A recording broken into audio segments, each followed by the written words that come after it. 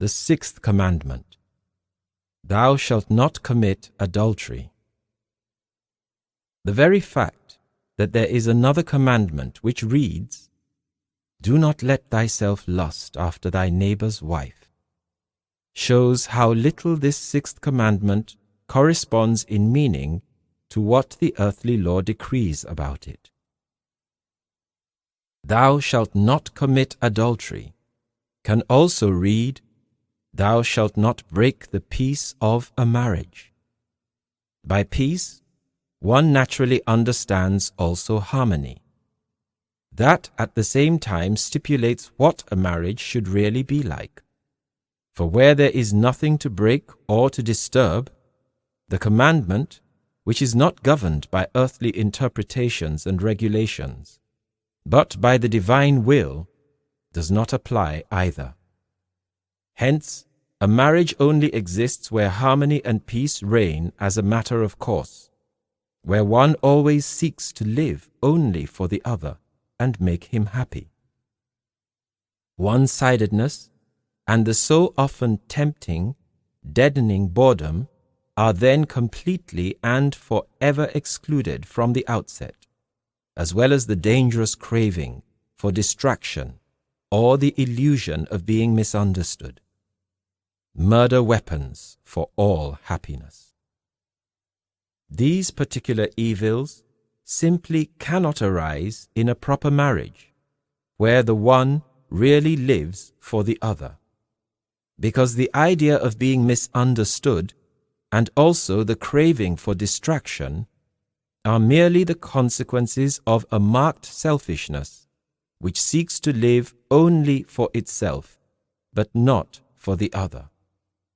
Where there is true love of soul, however, the mutual, glad giving up of self is something quite natural, and in this way, any disadvantage to one party is reciprocally also quite impossible, provided that also the degree of culture of those uniting does not show too great a gap. That is a condition required by the law of the attraction of homogeneous species in the great universe, which must be complied with if happiness is to be complete.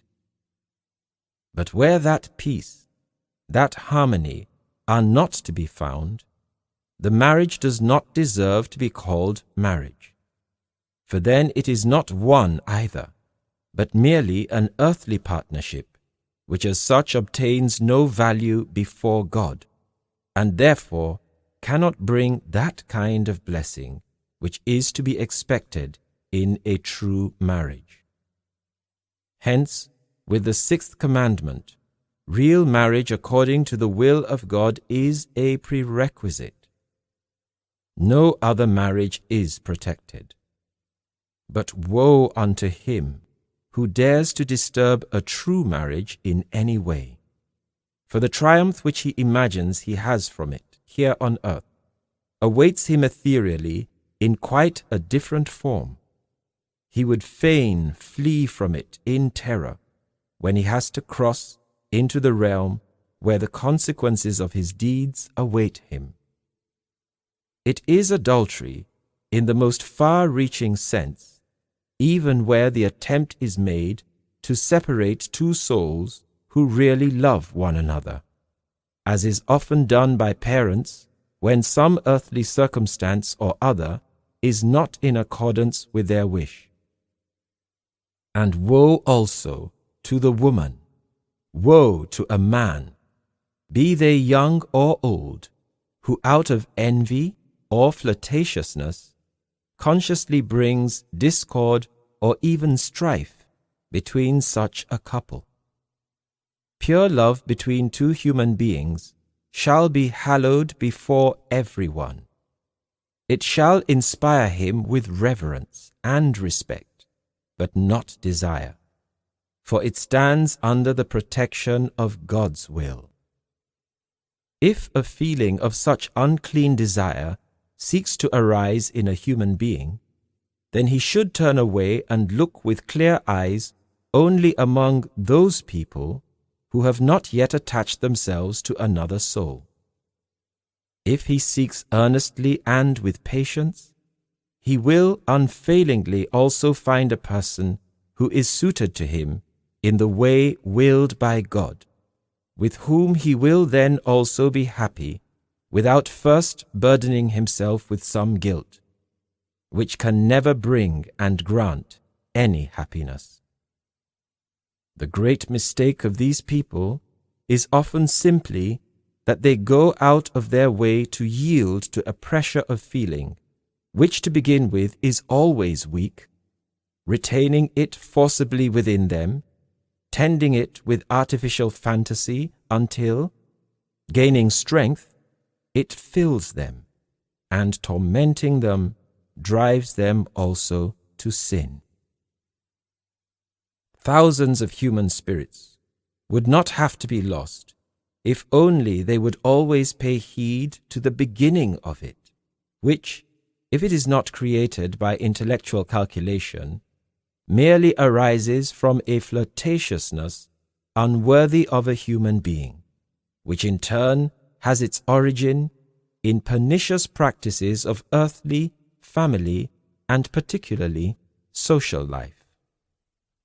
Just these are often nothing but marriage markets, no cleaner than the open slave trade of the Orient. In them lies a breeding place for the germs of adultery. You parents, be on your guard lest you become guilty of adultery in regard to your children by being too intellectually calculating. Countless parents are already so entangled. It takes much for them to free themselves again from it. You children, be careful that you do not perhaps become peace breakers between your parents, or else you too will be guilty of adultery. Ponder this well. Otherwise, you make yourselves enemies of your God, and there is no such enemy who would not eventually have to fall to destruction in unspeakable torments without God lifting a finger. You must never destroy the peace and the harmony between two human beings. Hammer this into yourself so that it may always stand as a warning before the eyes of your soul.